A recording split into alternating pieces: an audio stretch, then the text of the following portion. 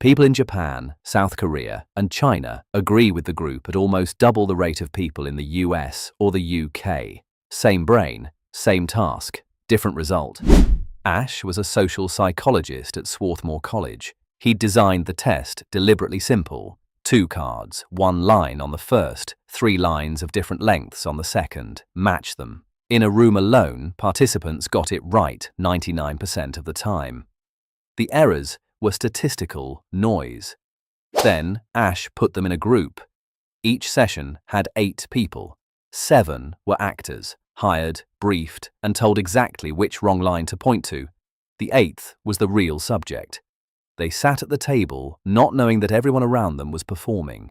The session ran 18 rounds. On 12 of those, the critical trials, the actors gave the wrong answer, confidently, without hesitation, one by one. The real participants sat at the end of the row, answering last. They heard every wrong answer before they gave their own. Before running the study, Asch expected most participants to say one of 2 things. Either, I could see the right answer, I just didn't want to stand out. Or, I genuinely wasn't sure. The first answer would mean public compliance, going along for the sake of peace, while the internal record stayed straight. That's a rational story, a flattering one. Most participants didn't tell it. Most said they'd started to doubt what they were seeing. Asch then varied the pressure systematically. 1 actor giving the wrong answer, conformity rate sat at 3%, almost no one moved. 2 actors, 13%. 3 actors, 33%. And it flatlined. 4 actors, 5, 10. The rate barely shifted. 3 voices hit the ceiling. Below it, almost no one caved. Then Asch flipped the condition. What if 1 actor broke ranks and agreed with the real participant? 1 stranger, out of the whole room, pointing at the right line. Conformity dropped from 33% to 8%, a 75% reduction. Asch's experiment has been replicated across more than 50 countries. The mechanism is universal. The rate isn't. In individualistic cultures, the US, UK, Australia, conformity averages around 25 to 33%. In the most collectivistic ones, across sub-Saharan Africa and the Pacific, it climbs above 50%. The question is why the reflex got encoded in the first place. When a person's answer deviates from the group's, a specific region of the brain fires. Its function: monitor the gap between what you believe and what the people around you believe. At the same time, the region associated with reward, with things feeling correct and settled, goes quiet. Being the lone dissenting voice doesn't only feel socially uncomfortable. At a neurological level, the brain codes it as a warning state. That wiring is old. For the vast majority of human evolutionary history, the group carried more collective information than any single member. If everyone around you broke into a run, the right move was to run. Not analyze, not verify. Run. Stopping to evaluate while the group fled was frequently fatal. The cost of being wrong alone was death. The cost of being wrong together was shared. Chimpanzees show the same pattern. In a 2011 study, chimps trained in one method of retrieving food, placed into a group using a different method, switched. They stayed switched even after the group dissolved, even when their original method was still faster. The conformity reflex predates human language. It predates culture. It's primate firmware. The environment changed. The firmware didn't. In 2011, a research team extended the question. Participants watched a short documentary. A week later, they returned to recall specific details.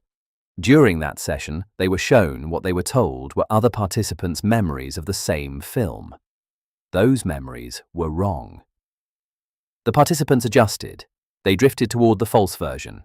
A week after that, tested again, and told the previous memories had been randomly generated. Fabricated, not real recollections from anyone. They still drifted. Brain scans taken during the study showed the mechanism. Social pressure hadn't just changed what participants reported while being observed. It had altered the neural encoding of the memory itself. Not a surface-level override. A rewrite. The stored memory had been updated to match the group's version, even after the source of that version was fully discredited. In 2023, researchers ran the original Asch experiment with political opinions instead of line lengths. Conformity rate, 38%, 70 years apart, different continent, different subject. Asch's result, essentially unchanged, which suggests the mechanism isn't specific to a time or a place. It's specific to the conditions, which raises the question of what happens when those conditions are engineered. 1 in 4 of Asch's participants never conformed, not once, across every trial. Asch studied what set them apart. It wasn't intelligence, it wasn't self-reported confidence, or any personality measure he could identify. The strongest predictor was structural. Whether there was one other person in the room who agreed with them, not a friend, not someone they'd chosen, a stranger who happened to point at the same line. That was the entire variable. One signal pointing the same direction. And the brain held.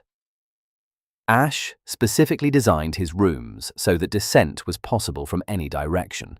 The participant didn't know an ally was coming. It arrived by chance. In a room of 8 strangers with no shared ideology, that chance existed. The question Asch's data can't answer because it wasn't designed for the world that came after is what happens when the room is no longer random, when the people around you already share your conclusions, when the feed surfaces agreement and filters friction, when the dissenting voice has been sorted out before the conversation begins. Not by design, by preference, habit, and the quiet mechanics of how modern attention systems work. In those rooms, where the alignment is already present before anyone speaks, what does 1 in 4 look like?